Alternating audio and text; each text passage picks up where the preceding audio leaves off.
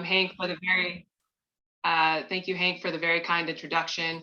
And so WASH is the international acronym that we use to talk about drinking water, sanitation, and hygiene. So thank you for asking about that.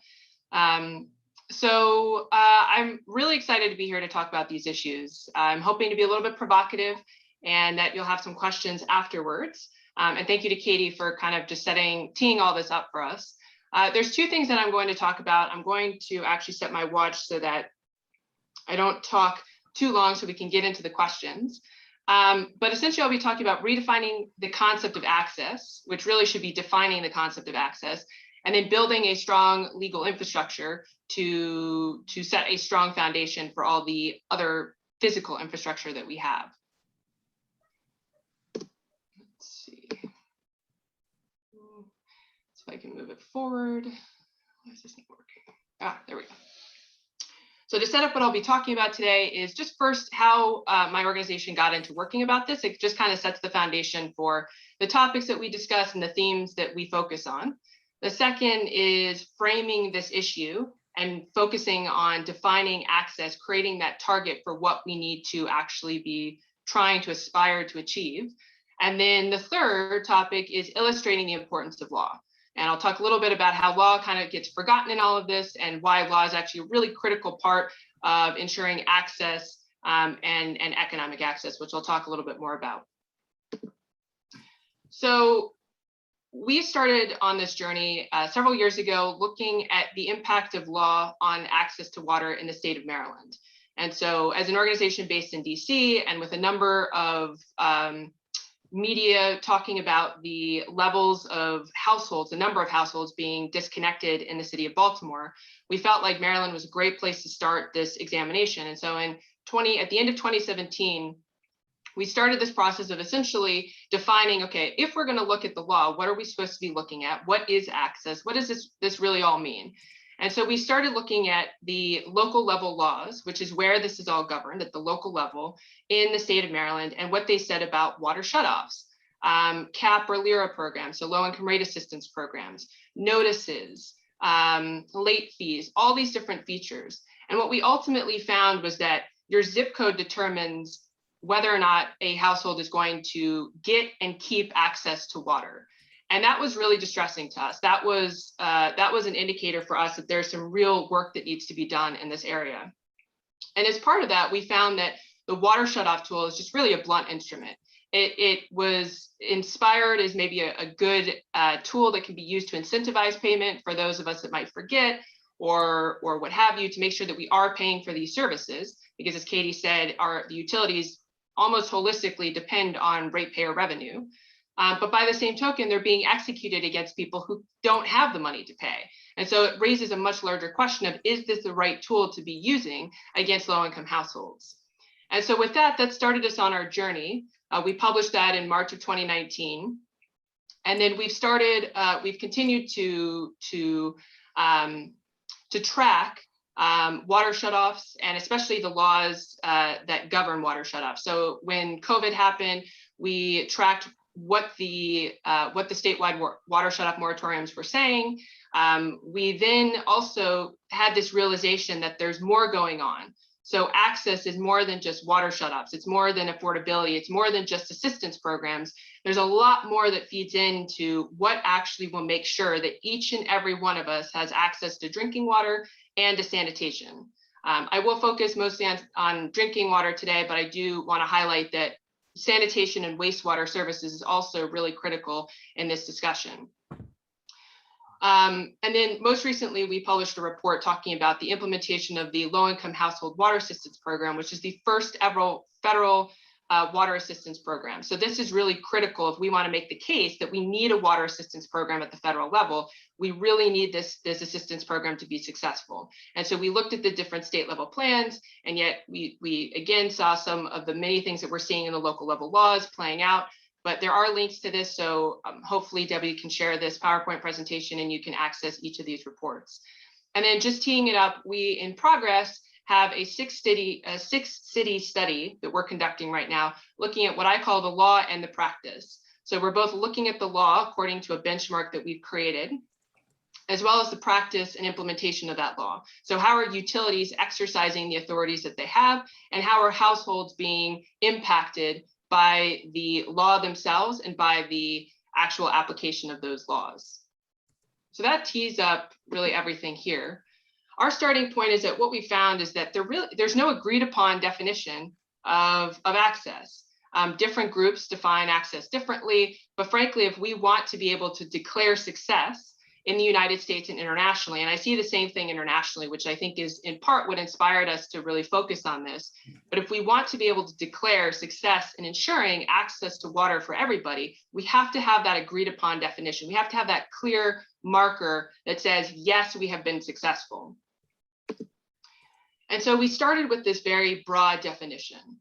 And I included both the definition to access to water as well as access to sanitation. So access to water is having an in-home reliable availability of sufficient water to meet domestic needs safely.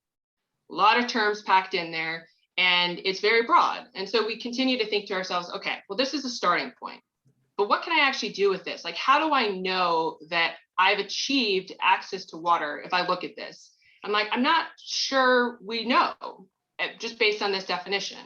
So we took that next step and we created a more actionable, measurable definition, which will allow us to actually benchmark our achievements towards this target.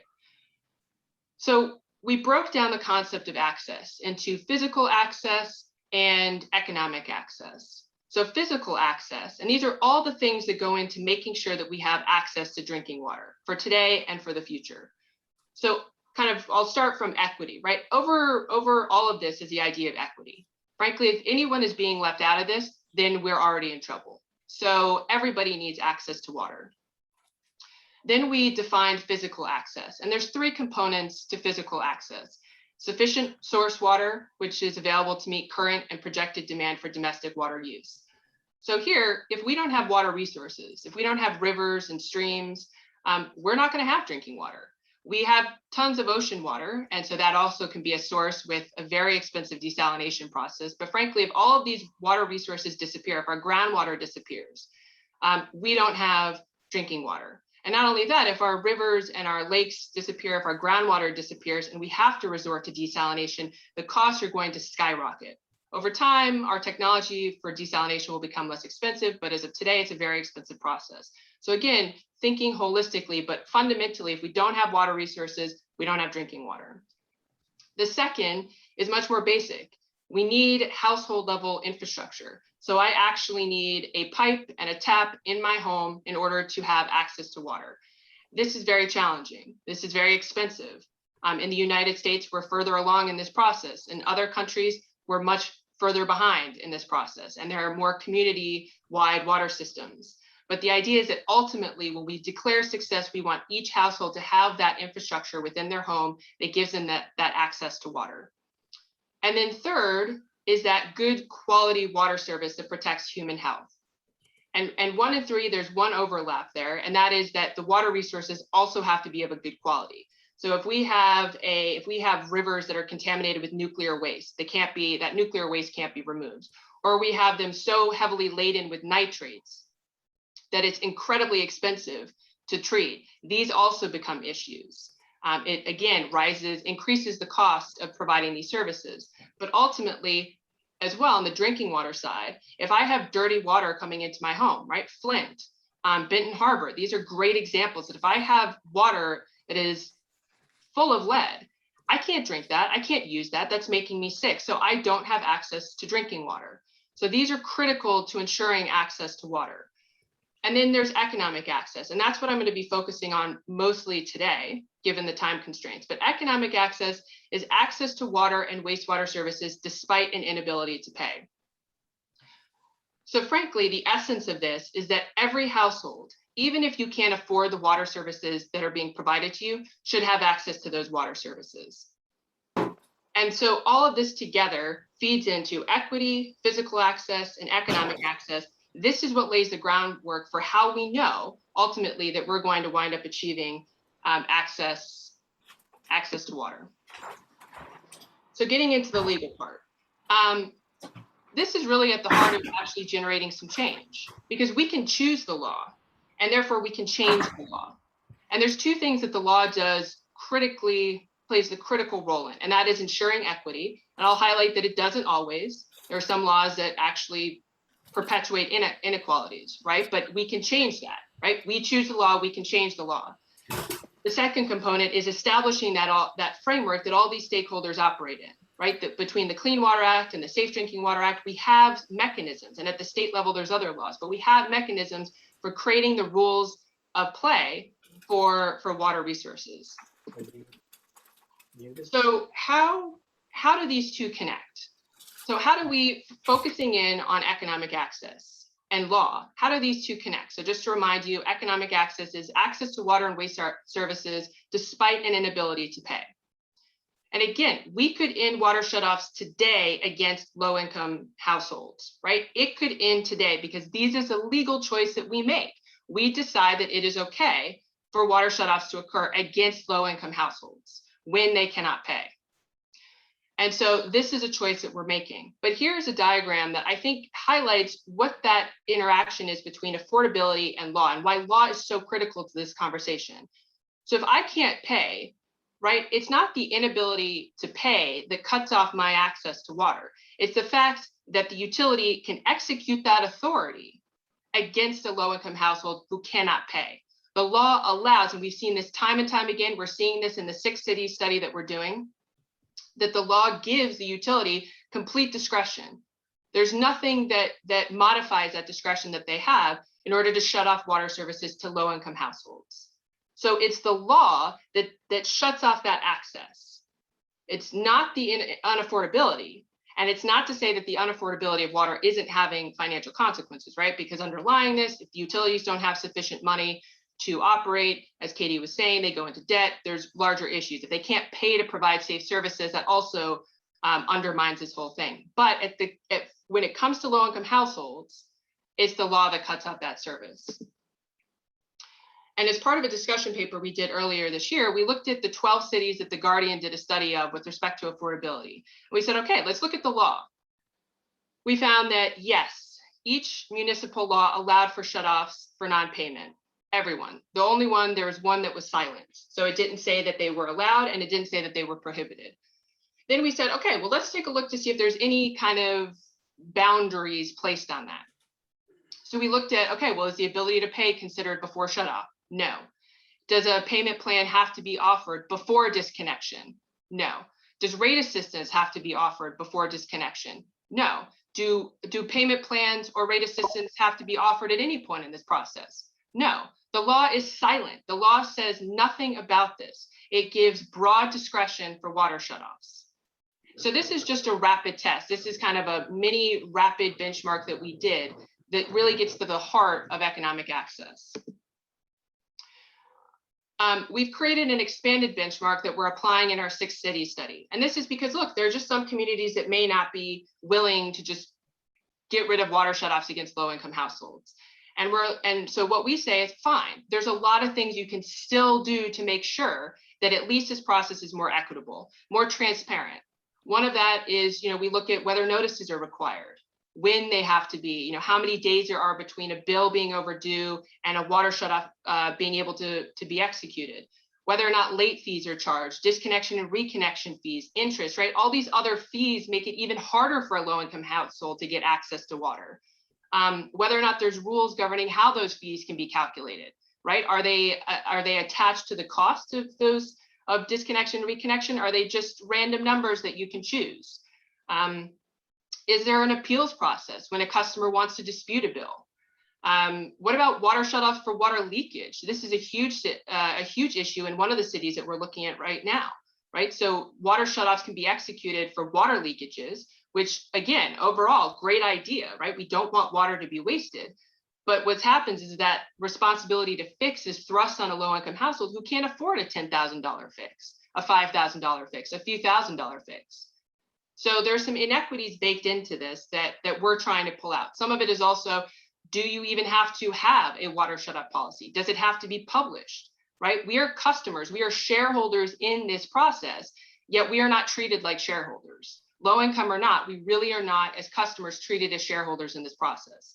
And so that expanded benchmark helps us to get more of a complete picture of economic access largely. So with that, thank you. And I think, Katie, we have some questions for ourselves if we want to jump into that before we open up to the audience.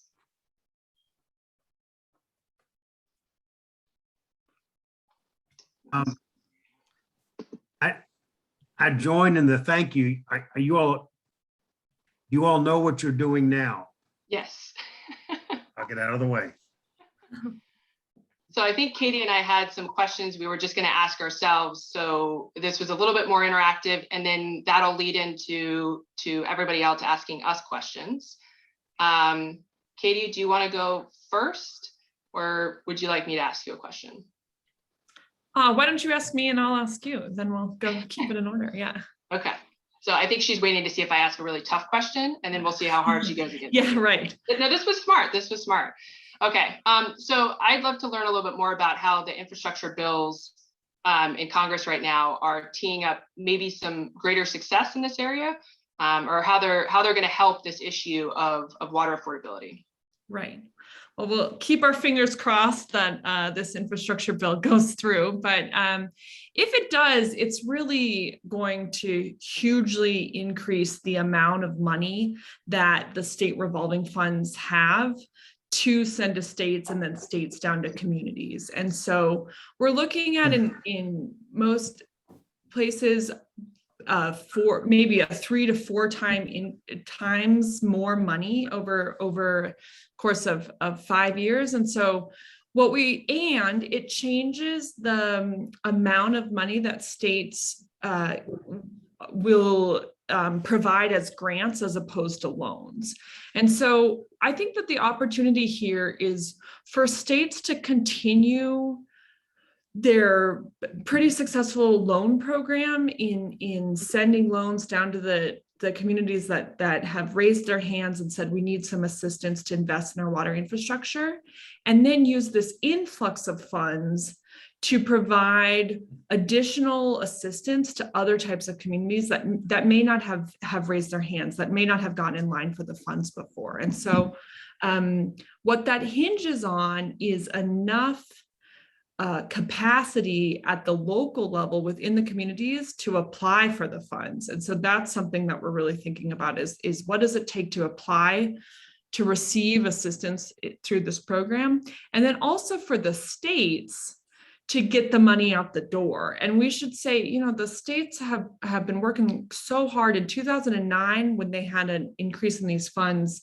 through the American Recovery and Reinvestment Act, you're just working around the clock to get that money out the door. And luckily in this infrastructure bill, the time frame's a little bit longer, so there isn't this immediate need to push those funds out, but we really do need to just be empathetic about how hard it is to process all of these loans and grants, and what we can do to help states and state administrators to do that well.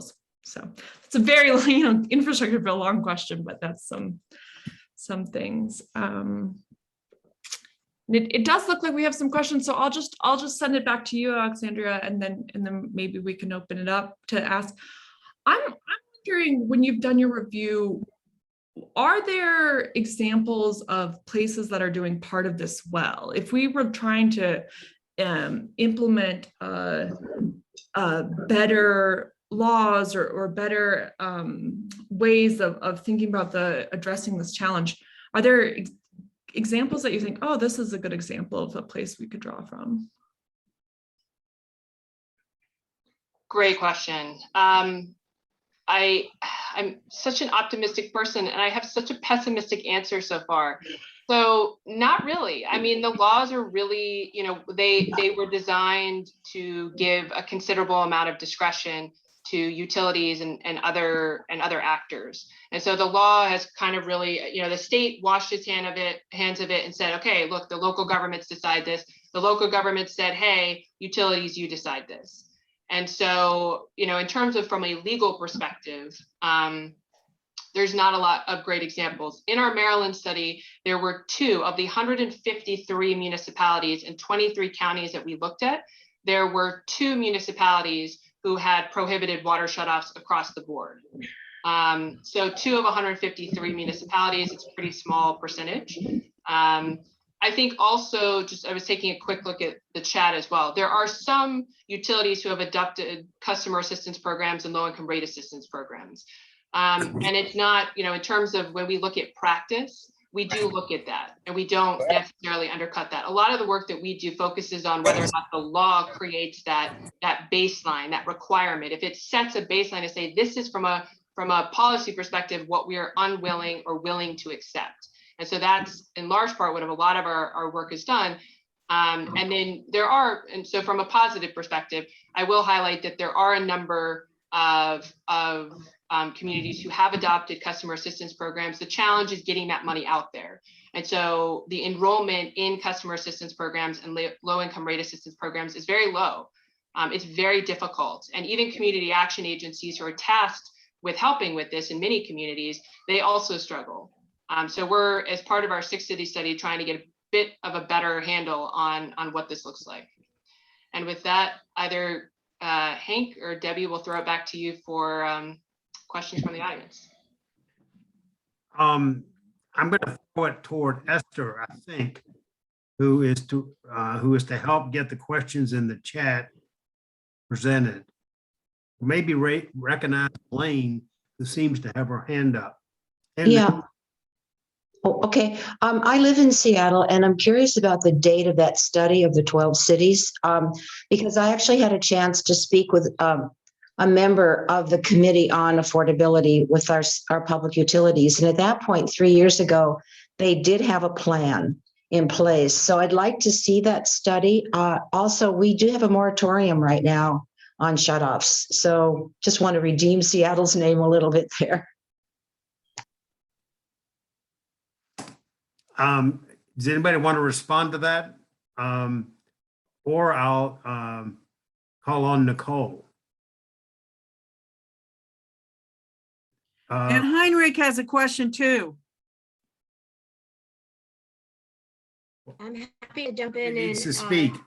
handle this if you guys want, but I think you're doing well. And so I'm just going to mute myself.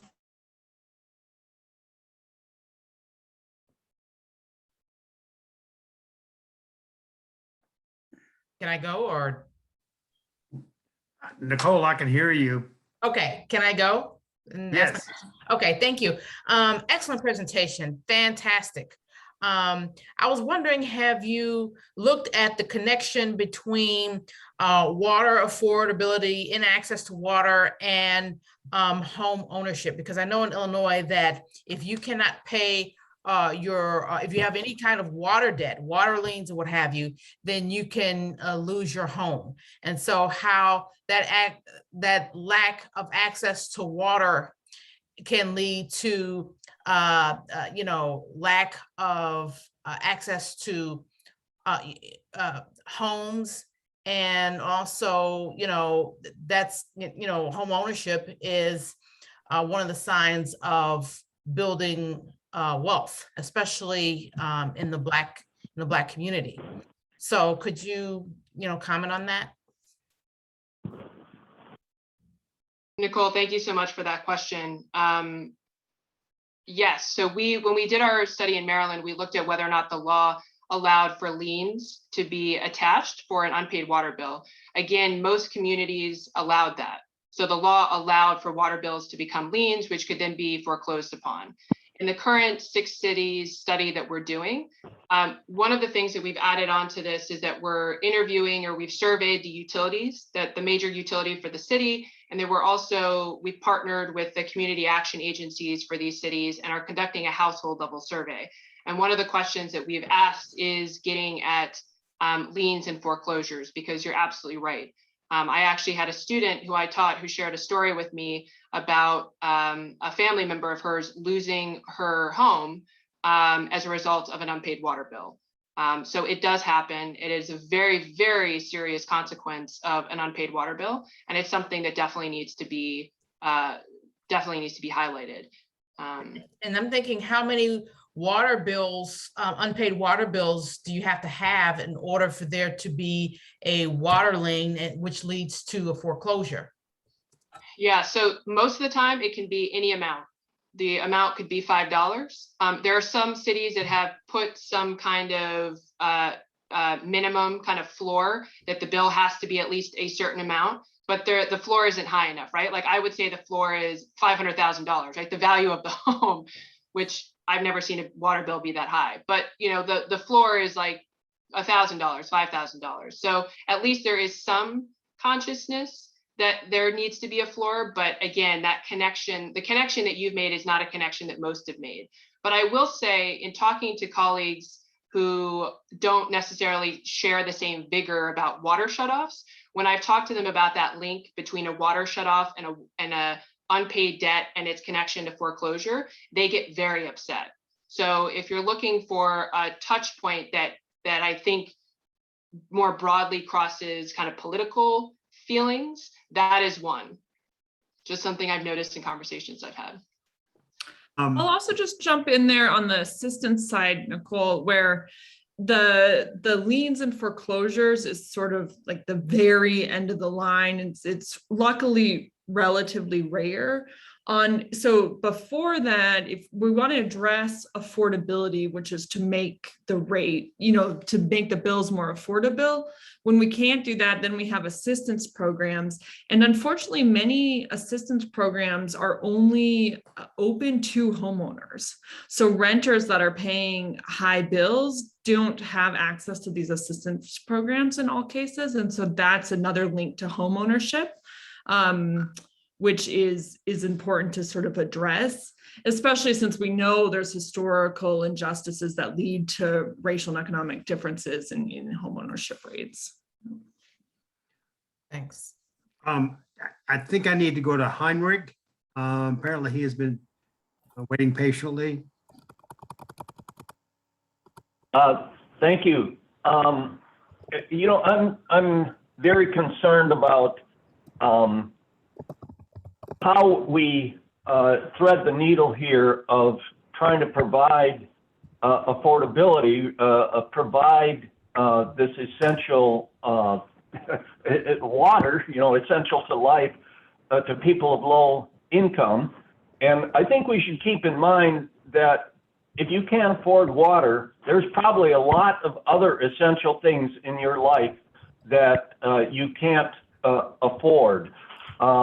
So we have to realize that we're looking at this, it's kind of a Band-Aid approach, and it really needs some fundamental social changes, social and economic changes. Let me focus in on one question, which is public funding for infrastructure. So how do we try to avoid public funding for infrastructure being hijacked by corporate agriculture, by large agriculture, so that this ends up being primarily corporate welfare? And in that way, then, that we're actually encouraging, incentivizing big ag, and in California, where I live, agriculture uses 80% of our developed water, 80%. Industry and residential use is only 20%. In California, 80% of it goes to agriculture, and they are continually trying to get ever more public funding for infrastructure so that they can drain the last drops out of our rivers and use water in a totally unsustainable and environmentally destructive way. So I think we really need to be careful with these approaches that we need to take. Don't get me wrong, I understand the importance of providing water for human use to people that can't afford it. But we need to do this in a way that doesn't end up being environmentally destructive. So that's my general question to our two speakers. Is that within your all's scope?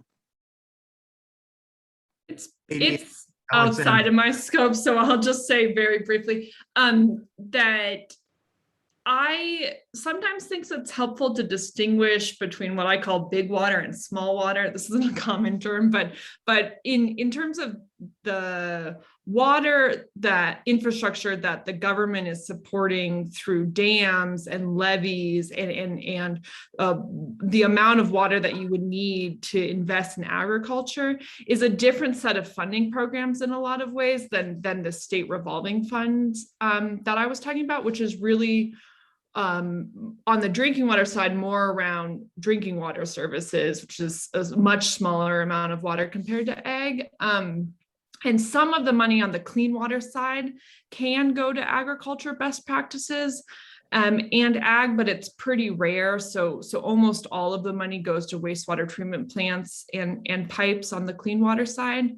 So the programs, and I don't know the other programs that are run through the Army Corps, or through Bureau of Interior, or for Bureau of Land Reclamation from Interior that are funding the larger scale infrastructure that would be investing in. But I think that I know the federal family, as they call it, are thinking about ways to have more consistency in their programs on accomplishing these goals. So as the Biden administration turns towards thinking more about climate resiliency and justice issues, are there practices and regulations that are undermining that is something that that every department by executive order is needing to kind of take up and address in ways. So I think that there's some movement on that, but I can't speak to the specific programs as well.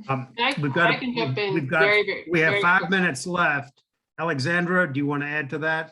Very, very quickly. So that's why the frame that we've made of access is so critical, right? Because we're talking about drinking water. We can't disconnect from the management of our water resources. The two have to be linked, and they aren't. And part of the issue is that the two sectors in and of themselves, right? Water resources management and stewardship and drinking water provision are highly complicated.